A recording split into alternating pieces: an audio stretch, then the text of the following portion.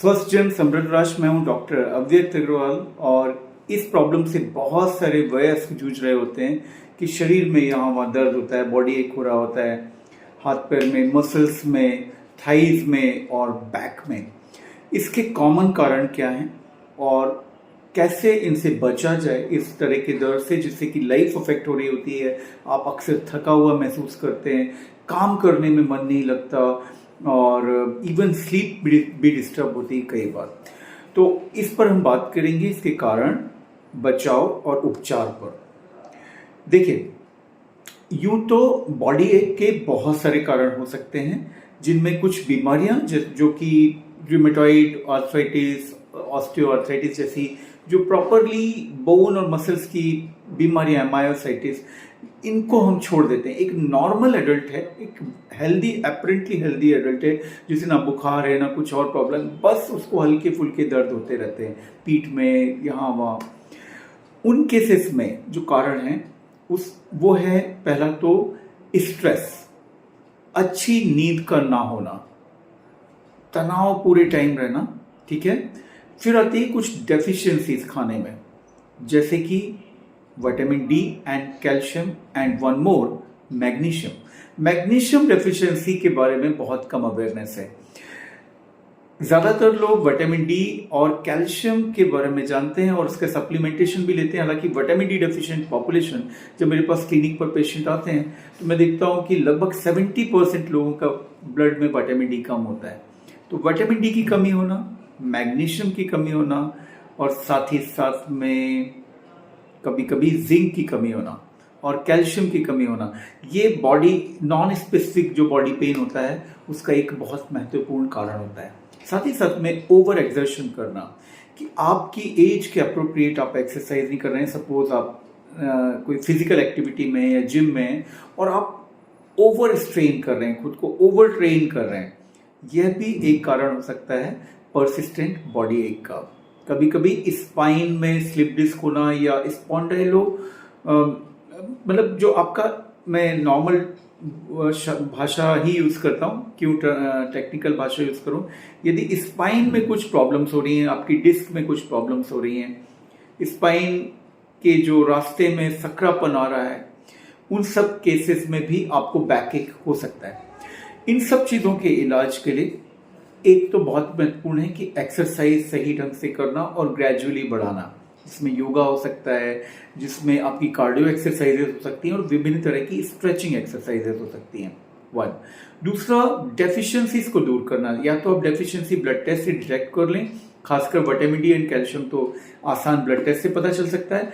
Magnesium deficiency usually blood test से नहीं पता चलती, क्योंकि tissue magnesium level blood test में सही रिफ्लेक्ट नहीं करता है और जो प्रॉब्लम होती है वो टिश्यू लेवल से होती है, जो भी ब्लड में जो में कमी होने से। तो इसको मैं बोलूँगा कि आप ब्लड टेस्ट ना करा के मैग्नीशियम सप्लीमेंट ले लीजिए। इसके विभिन्न सॉल्ट आते हैं, मैग्नीशियम ग्लाइसिनेट सबसे अच्छा सॉल्ट मैं मानूंगा, जिससे कि आपकी मसल्स रिलैक्स होती हैं। रात के समय लीजिए और उससे थोड़ी सी स्लीप भी आती है पेशेंट को, मतलब नींद की गोली नहीं है ये, लेकिन रिलैक्स हो जाती है ना मसल्स वगैरह, तो स्लीप बेटर आती है। तो मैग्नीशियम ग्लाइसिनेट आप लंबे समय तक ले सकते हैं। इसी तरह से कैल्शियम टैबलेट्स ले सकते हैं लंबे समय से, या कॉम्बिनेशन में calcium, vitamin D and magnesium के कॉम्बिनेशन आते हैं, अलग अलग ब्रांड्स आते हैं, कैल्सीमैक्स, मैकलविट और बहुत सारे। मैं इसमें शेलकल नाम नहीं लेना चाहता, आपके डॉक्टर से कंसल्ट करके इन दवाओं को, इन सप्लीमेंट्स को आप ले सकते हैं। विटामिन डी यदि आपकी ब्लड में कम आया है, खासकर 20 से कम आ रहा है, तो आप 6 लाख इंटरनेशनल यूनिट का एक इंजेक्शन लगवा सकते हो डॉक्टर से, इंट्रामस्कुलर, और वो आपकी पूर्ति कर देगा। और यदि आप इंजेक्शन से डरते हो, इंजेक्शन नहीं लगवाना चाहते हो, तो 60,000 इंटरनेशनल यूनिट के विटामिन डी सैशे आ जाते हैं, उनको आप वीकली 4 to 6 वीक्स डॉक्टर की सलाह पर लीजिए, जिससे कि आपकी विटामिन डी की प्रॉब्लम भी, कमी की प्रॉब्लम भी दूर हो जाएगी। साथ ही साथ में डाइट को बेटर कीजिए, जिसमें कि vitamin D calcium rich diet हो, मैग्नीशियम हो। ये सब कुछ आपको मिल्क में, डेयरी प्रोडक्ट्स होते हैं जो अलग अलग, पनीर वगैरह, ये सब में मिल जाएगा। एग्स में मिल जाएगा, जो लोग नॉन वेजिटेरियन हैं उनको नॉन वेज में मिल जाएगा। थोड़ी देर खेलना कूदना बाहर, सनलाइट में, बहुत तेज धूप नहीं, गर्म, लेकिन एक जैसे सुबह या शाम की जो हल्की धूप होती है, उसमें खेलना कूदना भी हेल्थ के लिए काफ़ी अच्छा साबित होगा। और नींद और स्ट्रेस से बचिए। स्ट्रेस से बचने का रास्ता ये है कि लाइफ के प्रति एक फिलोसफिकल रवैया रखना, ये समझना कि हर चीज़ हमारे कंट्रोल में नहीं है। बहुत सारी चीज़ें हैं जो आउटसाइड वर्ल्ड में जो हमारे कंट्रोल में नहीं है। हर चीज़ आपके नियंत्रण में रखने की कोशिश मत कीजिए। आपका तो इवन दिल का धड़कना भी आपके कंट्रोल में नहीं है, पलकों का झपकना भी आपके कंट्रोल में नहीं है, आपकी बॉडी में लिवर कितना मेटाबॉलिज्म करेगा वो भी आपके कंट्रोल में नहीं है। आपका अपना शरीर आपके कंट्रोल में नहीं है तो आप कैसे दूसरों को, पूरी दुनिया को कंट्रोल करेंगे। तो ये जैसे ही आप इसको समझ लेते हैं तो आपका स्ट्रेस सडनली कम होने लगता है, क्योंकि हर परिस्थिति पर आप जीत हासिल नहीं कर सकते। कुछ चीज़ों को स्वीकारना होता है ज़िंदगी में, वो चाहे रिश्ते हों चाहे वर्क प्लेस हो, ठीक है। तो स्ट्रेस अपना कम कीजिए, इससे भी बॉडी एक आपका कम होगा।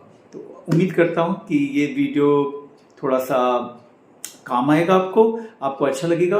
प्रश्न ज़रूर पूछिए, और किसी विषय पर आप हेल्थ से रिलेटेड जानकारी जानना चाहते हैं, ऑथेंटिक, विश्वसनीय और बिना सेंसेशनल थंबनेल्स और बिना सेंसेशनल कंटेंट के, सच्चाई के साथ, तो इस चैनल को सब्सक्राइब कीजिए। Thank you very much.